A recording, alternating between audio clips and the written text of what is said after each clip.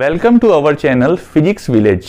आज जो हम लोग टॉपिक देखेंगे वो है सिंपल हार्मोनिक मोशन, जिसको हम लोग 11th में बोलते हैं periodic motion and oscillations, right. तो सबसे पहले हम लोग देख लेते हैं बेसिक चीज कि भाई पीरियोडिक मोशन क्या होगा। हम लोग पार्क में जो चक्कर लगाते हैं, एक चक्कर लगाने में सर कुछ तो टाइम लगता ही होगा। फिर से हमने एक चक्कर लगाया, हो सकता है वो टाइम पीरियड चेंज हो गया हो, लेकिन हमें ये अभी मान के चलना है कि हर एक चक्कर में टाइम हमारा सेम लग रहा है। तो उसको क्या हम लोग पीरियोडिक बोलें कि यहां पर दूसरा नाम ऑसिलेशन। इसके लिए हमें कुछ और भी एग्जांपल देखना पड़ेगा। हम लोगों ने क्या सिंपल पेंडुलम देखा हुआ है। सिंपल पेंडुलम को लेकर के हम लोग कुछ ऐसे देख सकते हैं। सपोज दैट ये हमारे पास में बॉब है। बॉब मीन्स एक कोई भी आयरन या मेटालिक का बॉल ले लीजिए और एक थ्रेड से इसको बांध दीजिए। अगर हम लोग इसको कुछ ऐसे मोशन दिखाएंगे तो ये मेरे ख्याल से एक मोशन कर रहा है और इस मोशन का भी एक डेफिनेट टाइम इंटरवल होना चाहिए। अब इसके लिए क्या चीज होगी, इस और इस वाले में खास बात क्या होगी, याद रखिएगा। ये पहले जहां पे था इसको बोलेंगे इसका मीन पोजीशन, और ये जहां पे साहब जा रहे थे ये एक साइड में कुछ ऐसे जा रहे थे, फिर से मीन पोजीशन पे आ रहे थे, फिर से ये दूसरे साइड में जा रहे थे। ये जो दूसरे साइड में मैक्सिमम पोजीशन तक ये गए, इसको बोलते हैं एक्सट्रीम। इट मींस ये हमें हमेशा दिखेगा कि अगर यहां पर एक मीन पोजीशन से इधर उधर मोशन हो रहा है, means to and fro motion, तो इसका नाम कुछ अलग होगा। इसी को हम लोग कहेंगे ऑसिलेटरी मोशन।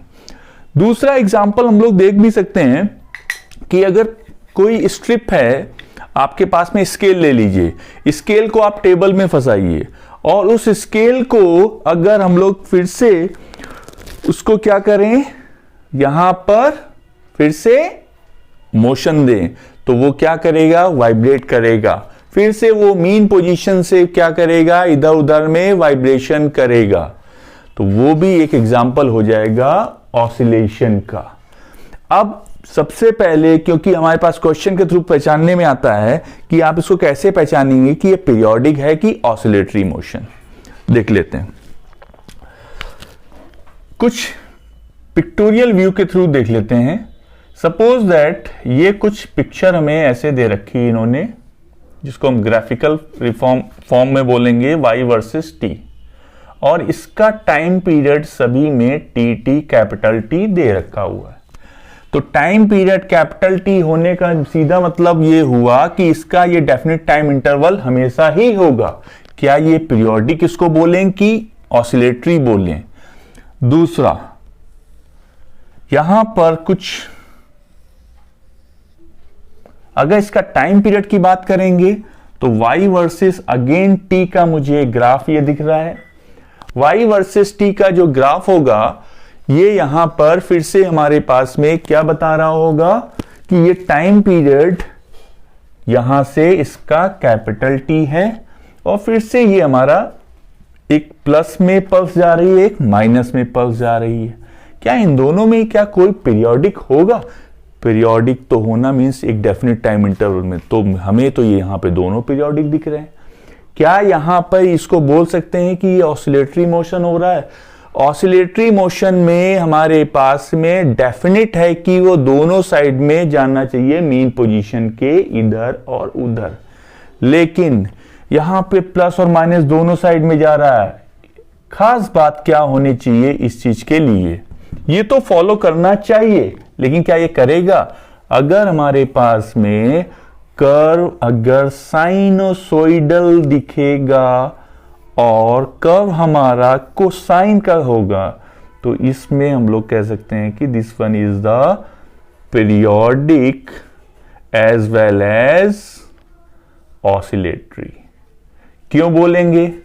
साइन और कोसाइन का ये आपका हो जाएगा y equal to a sine omega t curve. अभी हम लोग देख लेंगे ये क्या चीज है, साइन ओमेगा टी वगैरह। और ये हमारा हो जाएगा y is equal to A cos omega t. ये जो ए है ये इसका एम्पलीट्यूड है दोनों साइड में, जिसको प्लस ए बोलेंगे, इसको हम लोग माइनस ए बोलेंगे। यहां पर आपका ये प्लस ए हो गया और यहां पर ये माइनस ए हो गया। अगर यहां पे देखें, अगर कोई साइन और कोसाइन का कर्व हमें दिख गया तो ये जान लीजिएगा कि ये आपका पीरियोडिक भी होगा और ऑसिलेटरी भी होगा, पीरियोडिक भी होगा और ऑसिलेटरी भी होगा, ये ध्यान रखिएगा। अब अगर साइन कोसाइन के एक लाइन में डिफरेंस ध्यान रखिएगा, अगर साइन कोसाइन के अलावा कोई दूसरा भी कर्व आपको दिख जाता है, वो दोनों साइड में प्लस और माइनस होता है, तो समझ लीजिएगा कि वो पीरियोडिक तो होगा लेकिन हमारे पास में ऑसिलेशन नहीं कर रहा होगा। ऑसिलेशन का सीधा मतलब है कि हमारे पास में फंक्शन कैसा होना चाहिए, हार्मोनिक फंक्शन।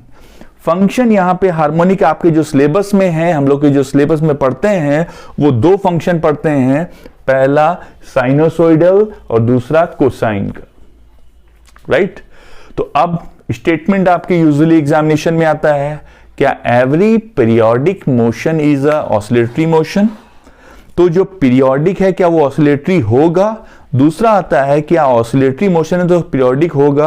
अगर हम लोग 11th के स्टूडेंट हैं, अपने स्कूल में हैं, तो अगर मैं 11th का स्टूडेंट हूं तो क्या अपने स्कूल का स्टूडेंट तो होगा ही होगा, लेकिन क्या जरूरी है किसी भी स्टूडेंट को अगर मैं देखता हूं वो 11th का स्टूडेंट ही हो, जरूरी नहीं है।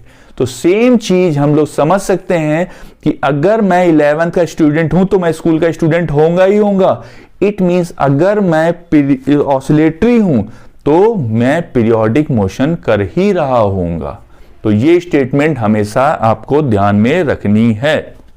चलिए अब कुछ इसका फंक्शन की बात कर ली जाए कि हमारे पास में जनरल इक्वेशन क्या आती है, एसएचएम की बनेगी, और वो जनरल इक्वेशन हम लोग एक्चुअली डिराइव करने जा रहे हैं। देखते हैं जनरल इक्वेशन क्या होगी हमारे पास। तो हमारे पास में एक इक्वेशन हम लोग लेते हैं, y equal to A cos omega t plus phi naught. ध्यान रखिएगा इसको बोलेंगे हम लोग फेज डिफरेंस।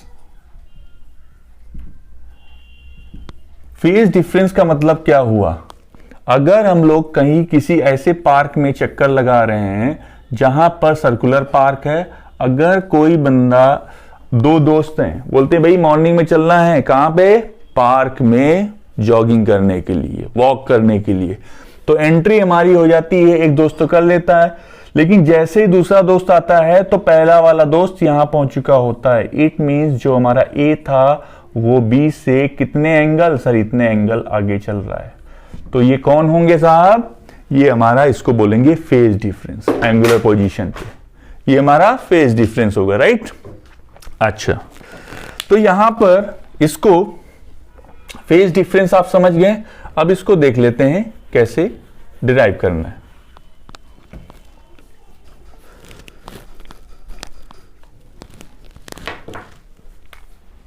यहां से y equal to A cos omega t, और हमें जनरल इक्वेशन अपनी निकालनी है। तो जनरल इक्वेशन के लिए क्या करेंगे, सबसे पहले इसको हम लोग एक बार डिफरेंशिएट कर देते हैं, किसके, टाइम के रिस्पेक्ट में। तो टाइम के रिस्पेक्ट में डिफरेंशिएट करेंगे तो क्या निकल करके आएगा, ए कॉस थीटा का डिफरेंशिएशन कितना होता है, कॉस थीटा का minus sine, right, minus sine omega t plus phi naught, right. इस माइनस साइन को हम लोग पहले रख लेंगे। अब omega t plus phi naught का फिर से डिफरेंशिएशन करेंगे तो यहां पे ओमेगा हमारा बाहर आ जाएगा, राइट।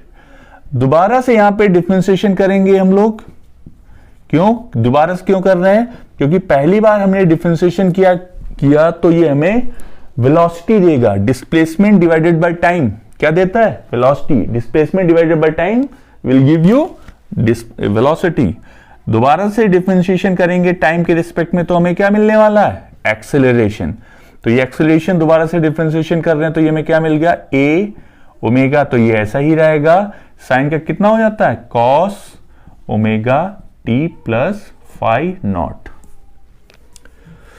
स्टूडेंट्स ध्यान रखिएगा, अभी हम लोगों ने साइन का ही डिफरेंशिएशन किया है, इसके अंदर में omega t plus phi naught का नहीं किया है। इसका करेंगे डिफरेंशिएशन टी के रिस्पेक्ट में तो ओमेगा फिर से निकल के बाहर आएगा।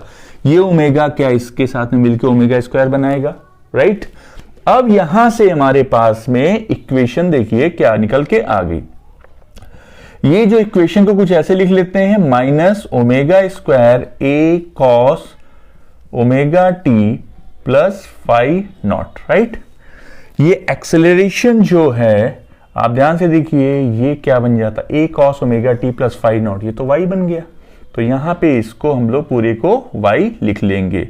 और ये हमारा क्या चल रहा था, इसको बोलेंगे double derivative, dy double derivative यानी d square y over d t square, right. तो इसको हम लोग ने लिख लिया minus omega square y, right. तो ये हमारा इक्वेशन जो बन गई है वो इक्वेशन क्या बन जाती है, d square y over d t square. अगर मैं माइनस ओमेगा स्क्वायर वाई को इस साइड में ले आता हूं, ये क्या बन जाती है, ओमेगा स्क्वायर वाई। तो this is the your general differential equation for SHM.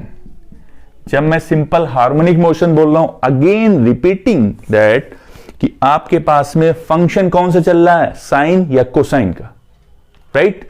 उसका हम लोगों ने डिफरेंशिएशन किया और यहां से आपको दिख रहा है ये जो एक्सेलरेशन है, ये क्या एक्सेलरेशन ही तो है सर, ये एक्सेलरेशन है, ये माइनस ओमेगा स्क्वायर वाई आ रहा है। क्या A is directly proportional to the y, y क्या है, डिस्प्लेसमेंट। अगर आपका एक्सेलरेशन डिस्प्लेसमेंट के डायरेक्टली प्रोपोर्शनल होगा और विद नेगेटिव साइन, तो समझ लीजिएगा कि ये किसको रिप्रेजेंट कर रहा है, सिंपल हार्मोनिक मोशन को, राइट। अब हम लोग नेक्स्ट क्लास में इसको इक्वेशन को कैसे यूज करने वाले हैं और वेलोसिटी और एक्सेलरेशन, ये ध्यान रखिएगा, वेलोसिटी और एक्सेलरेशन कैसे हम लोग कैलकुलेट करेंगे, इसके ग्राफिकल अप्रोच हमारे पास में कैसे आएगी। तो ये सारी चीजें हमें नेक्स्ट क्लास में देखने को मिलेगी। अगर ये वीडियो आपको पसंद आया है तो प्लीज लाइक, सब्सक्राइब और इसको शेयर जरूर करिएगा। Thank you.